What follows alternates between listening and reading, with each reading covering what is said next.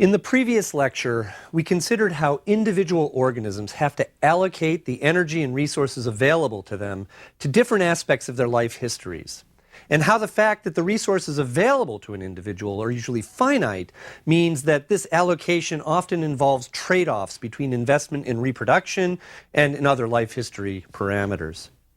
Today, we're going to begin a series of lectures in which we'll look at how the availability of energy and resources affects the size and structure of populations of organisms, groups of organisms of the same kind. That is, we're going to be moving our discussion of the significance of energy and resources from the level of the individual to the level of a group of individuals, a population. Now, one important thing we're going to learn over the course of these lectures is, as you might guess, limitations in the resources available to a population are a primary factor in determining the distribution and abundance of any particular population, which is a primary concern of the science of ecology. Let's begin by defining what we mean by a population a little bit more explicitly. Now, when we talked about biological information in the first third of the course, we defined a population back then as a group of organisms that all were capable of interbreeding with each other. In other words, when we first introduced this idea of a population, we were talking about a population as being organisms that all shared the ability to transfer genetic information amongst themselves. Now we're going to change our perspective to an ecological focus, and we're going to consider a population as a group of individuals that all live in the same place at the same time. Okay? Essentially, what this definition is saying that a population is a group of individuals of the same species that all rely on the same set of resources and energy that's available. Now, by and large, this population biology definition of a population really would refer to the same group of organisms in the real world as the genetic definition that we used in the first third of the course. I mean, organisms that live in the same place will breed together, but they also are sharing a common set of resources. Now, at any given moment, any one individual occupies only one spot in an area, right? It's only of one particular age. It only has one amount of reproduction that it's done so far or that it might do in the future. But a population is made up of many different individuals, each of which differ in these kinds of life history traits, depending, for example, on their age, or depending on their sex, or other kinds of differences among individuals. Now, the current sum of the life history parameters of all of the individual in a population is what we refer to really as the structure of that population. Now, the reason we're interested in what we call population structure is because the structure of a population depends on and tells us something about patterns of resource distribution and resource use by that population of that particular species. More importantly, for our present purposes, where we're going to be going over the next couple of lectures, is that a population structure is, describing a population structure is really the first step towards letting us predict if and how that population is going to change over time. Okay, so how do we describe the structure of a population? There are three main characteristics that describe population structure. Let me just list these first, and then we'll go through them in sequence. These three characteristics are the density of individuals in a population, the spacing of the individuals in the population, and the age distribution of individuals in the population. Let's look at what we mean by each of these in turn. A population's density is pretty self-evident. It simply refers to the number of individuals per unit area. Or if it's a population that lives in some three-dimensional space, then the number of individuals per unit volume. The density of a population is a key attribute of that population because, as we'll see, many of the factors that regulate changes in population size depend on population density.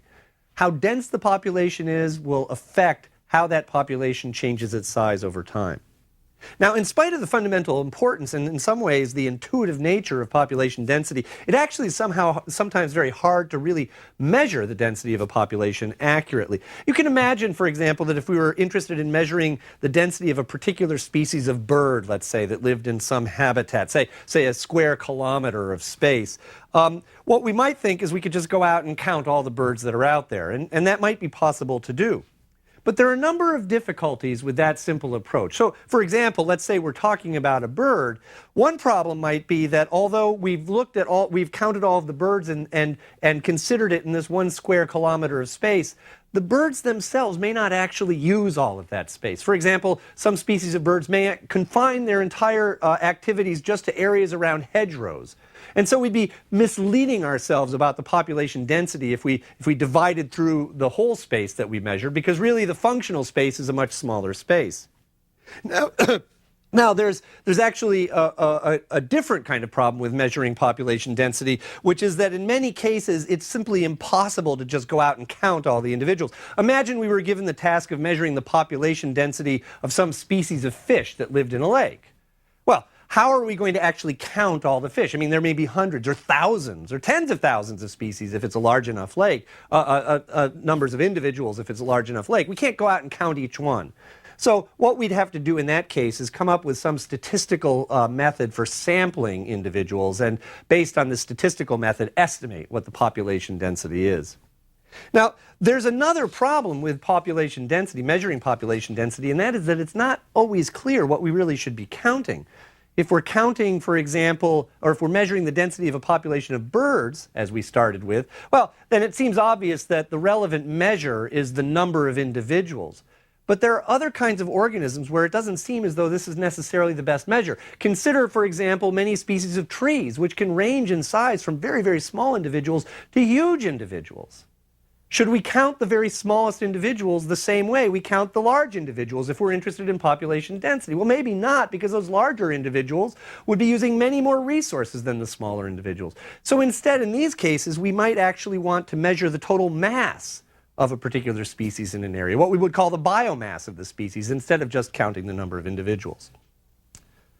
Well, how individuals are distributed with respect to each other in the space that they do occupy can have an equally important effect on determining the effective density of a population. And this is what we refer to when I talked about the attribute of populations that we called population spacing. Right?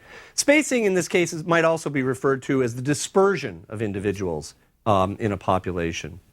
Now, in a population, we often think of individuals as being dispersed in one of 3 kinds of patterns. For example, we might say that individuals in a population are distributed randomly. And what that means is that the position of any one individual in the population is completely independent of the position of any other individual. We just throw them down in this space randomly. And this would be actually convenient if we just wanted to measure density simply, because we count all the individuals, we estimate the number of individuals, we divide through by the number of space, and we have density.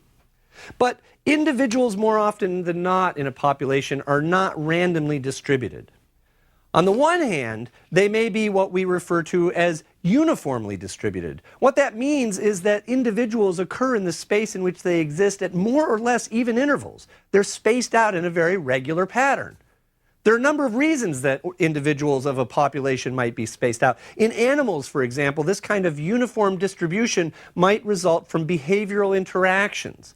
Going back to that bird example, for example, many species of birds are highly territorial. They exclude individuals from a region around them. And that exclusion actually ends up spacing individuals in the area available relatively uniformly. In plants, we often see uniform distribution of individuals when we're thinking about kinds of plants that might actually interfere with each other. For example, trees have crowns that would shade each other. So the size of the crown of a tree in a forest might actually determine the spacing of individuals of that species, and do so in a very uniform fashion. Now, by far the most common type of spacing we see in populations is when individuals are clumped, a clumped distribution.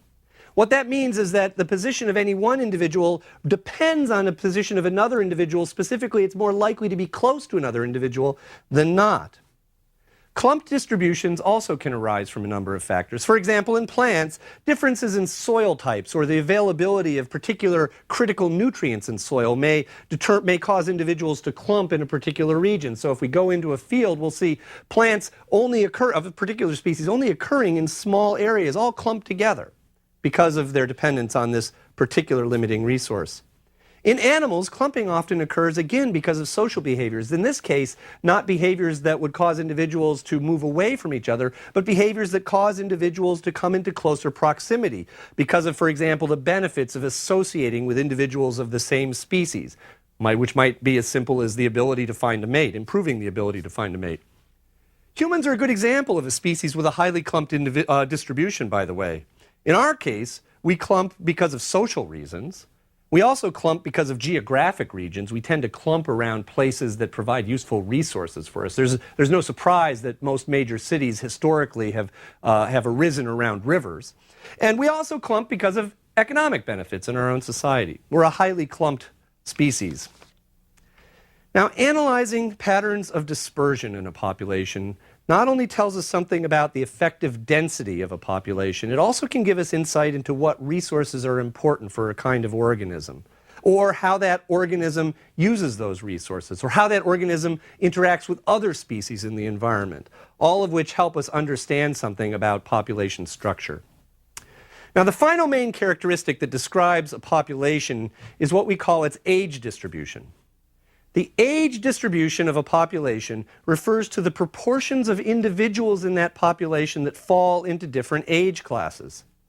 Whereas the density and spacing of a population are spatial attributes. Where are you in space? Really, the age distribution is more of a temporal attribute, time-oriented attribute. You know, where are individuals across the course of their lifespans?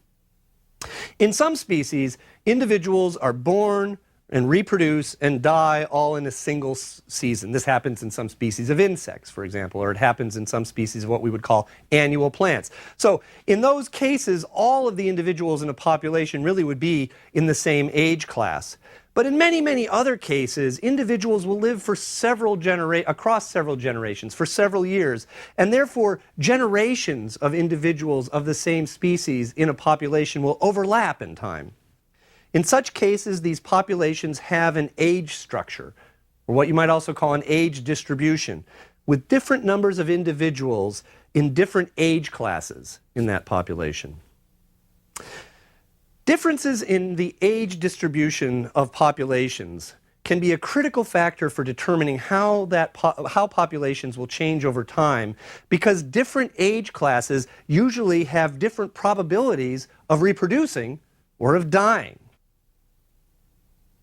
Consider, for example, populations in modern human societies. Now, one way we can look at age distributions is to represent them in a graphical form that we call an age pyramid.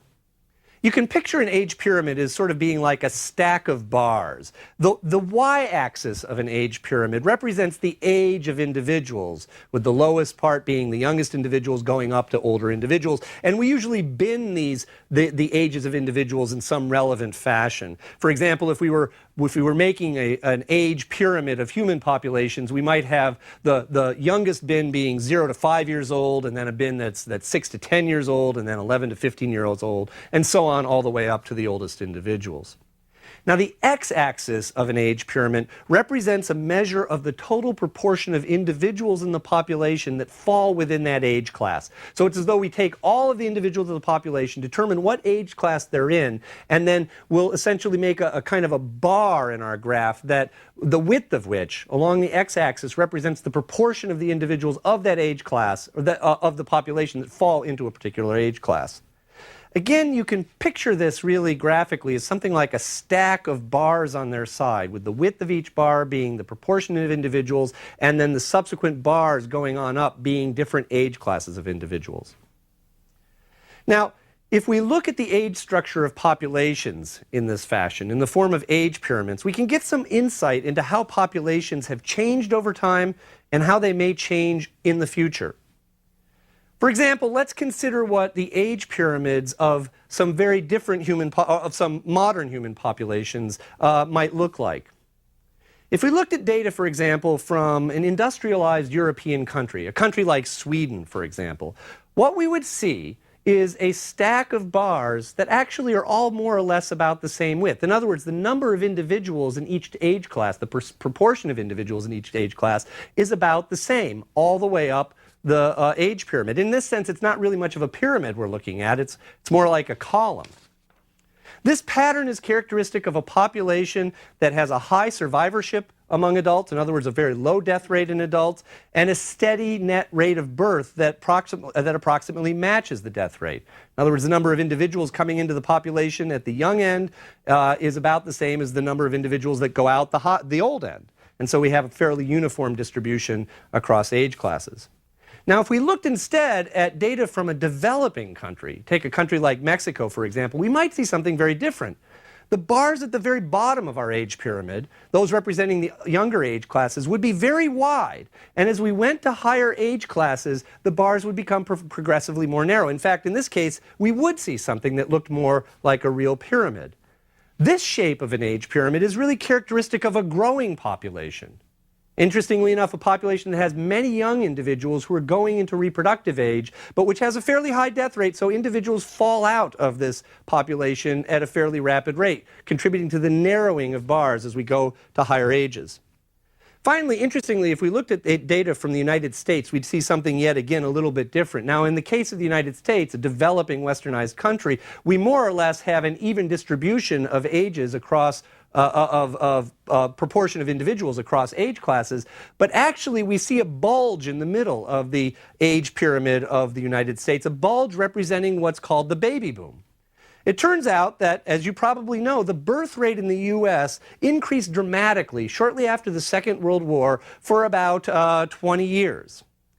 During that time, the average size of the American family grew from about 2.5 children per family to 3.8 children per family. Now, the size of the family then tapered off, but the fact was we were left with a whole bolus, a set of cohorts of ages that were much larger in a proportion of the population.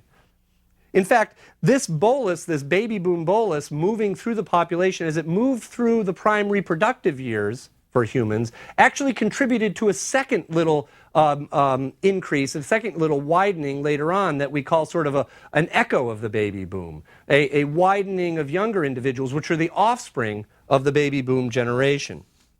Now, here's the thing to think about here's the thing to remember about age pyramids, and that is different age classes will contribute to the future of a population in different ways, largely because they reproduce at different rates. If we look at human populations, what we're really interested in looking at, if we're interested in how that population will increase over the next generation, is at those individuals that fall in the reproductive years, say from about 15 years old to maybe about 45 years old. Individuals that are younger than that and individuals that are older than that are not as interesting to us from the point of view of asking how that population will change in time. Well, the structure of a population, as I said, reflects patterns of how that population uses resources as well as the availability of resources it has available to it. More specifically, the age distribution of a population reflects different patterns of births and deaths. The link between birth and death rates and the age distribution of a population is a particularly important link because it predicts how that population will change over time. Thus, to understand how a population might change over time in general, we need to know something about the density of individuals in that population, because that often regulates the rate of change. We need to know something about how individuals are distributed, because that affects the way we might interpret density. And most importantly, we need to know something about the age structure of individuals in that population, because the age structure will tell us how many individuals of reproductive age there are in the population. Well, now that we've gotten a general idea about how to characterize population structure, let's look briefly at how a population might change over time, or how we can start to think about looking at how a population changes over time. In other words, what we want to do now is move from a static view of population structure to a more dynamic view. That is, we want to start to ask how we can model what we call population dynamics, the dynamic change in populations over time. Usually populations aren't static, but in fact do change dynamically. In fact, sometimes populations can fluctuate quite widely. Some populations remain relatively stable, but other populations can increase and decrease dramatically over short periods of time. Ultimately, what we want to understand is what factors we could use to predict if and how a population will change.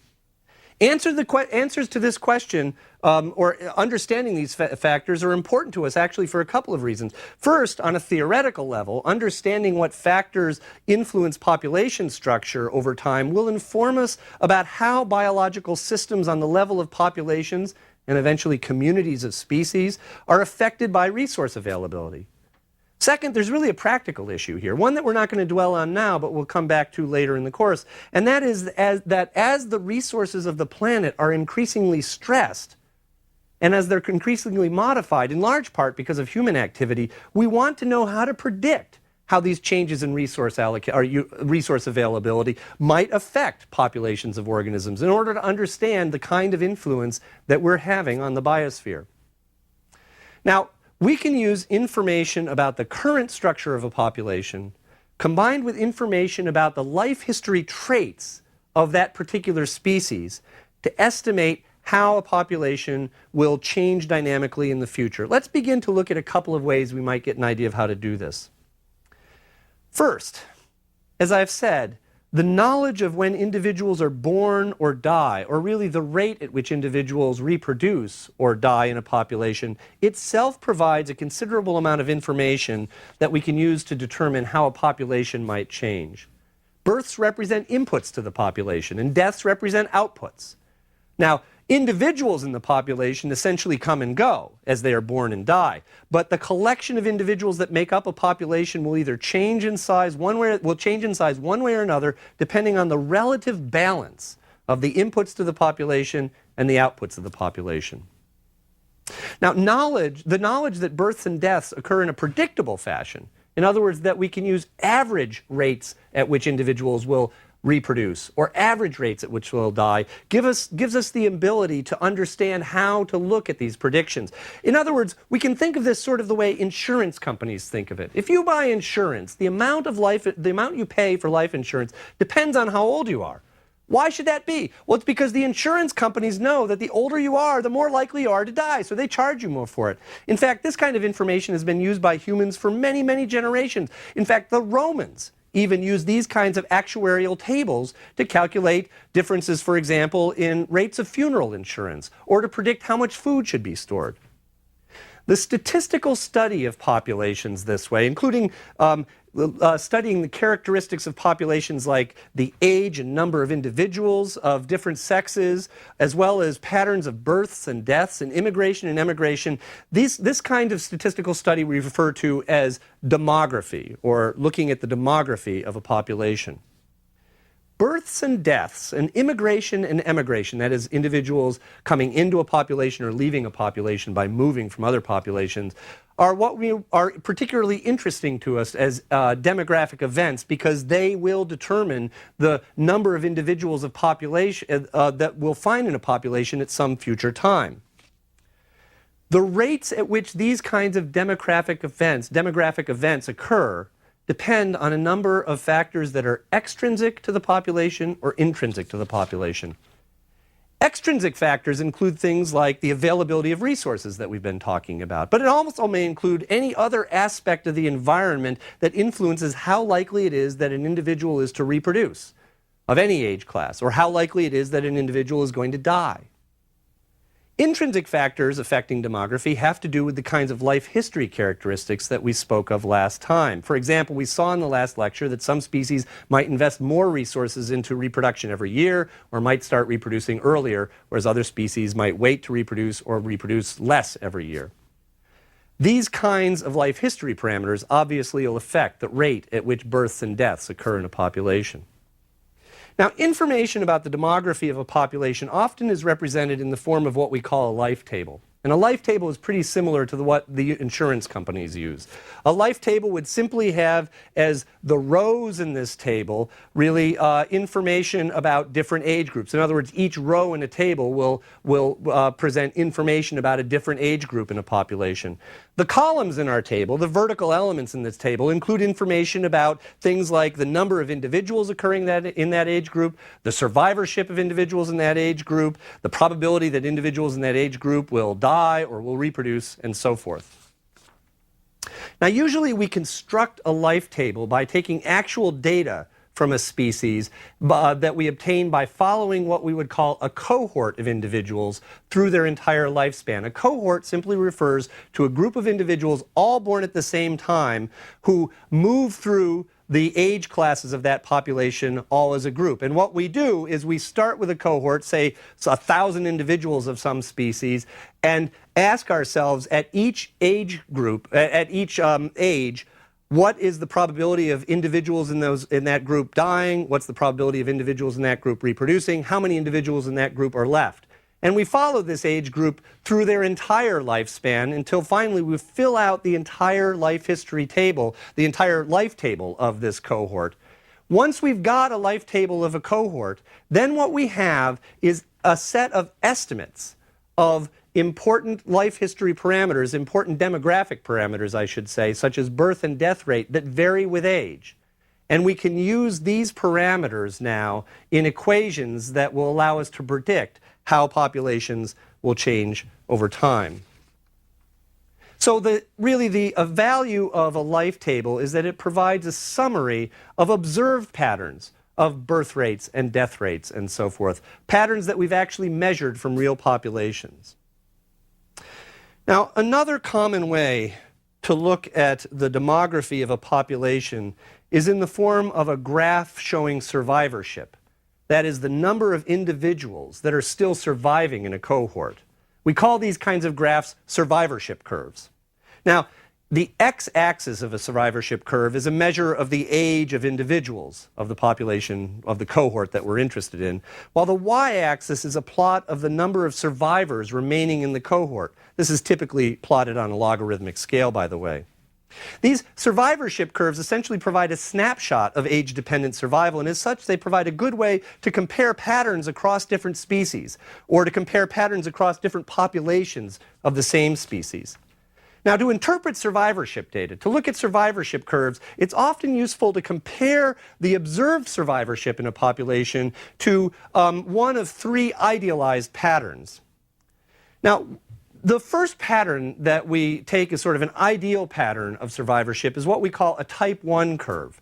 A type 1 curve represents a case where individuals of a population tend to live out their entire lifespan once they're born. Survival rate is high throughout life until the very end of life. And so we see a curve that remains very high until the very end of the life and then plummets down to some low level.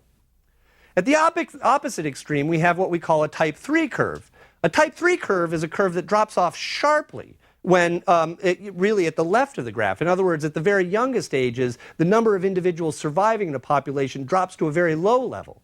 But then once that low level is reached, the number of individuals that remain in the population remains constant but low until the very end of the lifespan. This type of curve, by the way, is often seen in organisms that produce large numbers of offspring early on, things like marine invertebrates or fish. And the survivorship of the very youngest individuals is very low. I mean, a fish might produce thousands of young, most of which never make it very long. But once an individual gets past this critical early stage, then it will survive for a long period of time. Finally, a type 2 curve is intermediate between these two, and it's something that would look really on this particular survivorship curve as a straight downward line from the beginning to the end of the life. This kind of pattern is characteristic of species that have a constant death rate or a constant survivorship rate across life. In other words, there's no change in the probability that an individual is likely to die with age. Now, this kind of survivorship curve is actually characteristic, for example, of many species of birds. Now, early on, when birds are very young, they are very susceptible to dying. They might be eaten. They might not get enough food to live. But if we leave that early part of the life history alone and just look at what happens once birds have left their nest, actually, they tend to have a constant survival rate. They have a type 2 survivorship curve. If they make it out of the nest, their probability of surviving to the next year is more or less a constant throughout their lifetime. Many species, of course, exhibit survivorship curves that are much more complex than these ideal curves. But most real survivorship curves, based on empirical data that we might get from life tables, for example, generally do show type 1 or type 2 or type 3 patterns at different times in their life history. And these patterns will tell us then what kinds of changes in survivorship or the probability of dying is occurring across the lifespan of that particular population, of individuals of that of that population. Well, things like life tables and survivorship curves gives us ways to visualize factors such as birth rates and death rates that influence population dynamics. What we want to ask next is how we can use this kind of information explicitly to model population growth. And this is the question we're going to turn to in the next lecture.